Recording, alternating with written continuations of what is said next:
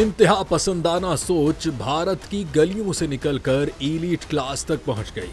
भारतीय cricket legends भी अपने हुकूमती प्रोपेगेंडे का शिकार, पाकिस्तानियों से खेलने से मना कर दिया। इसी दौरान शाहिद आफरीदी और अजय देवगन की मुलाकात की पुरानी तस्वीर वायरल हो गईं। भारतीय सोशल मीडिया पर अजय देवगन को भी तनकीद का निशाना बनाया जा रहा है। मज़कूरा तस्वीर ऐसे वक्त में वायरल हो रही हैं जब लंदन में वर्ल्ड चैंपियनशिप ऑफ लेजेंड्स का इवेंट जारी है, जिसमें भारतीय टीम ने पाकिस्तान के साथ खेलने से इनकार किया।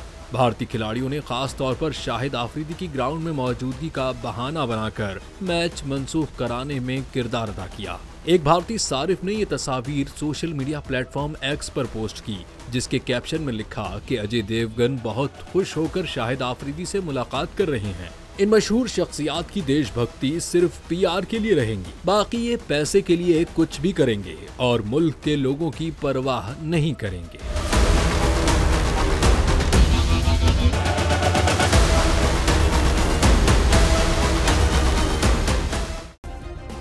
सब्सक्राइब करें और बेल दबाएं ताकि कोई खबर रह न जाए।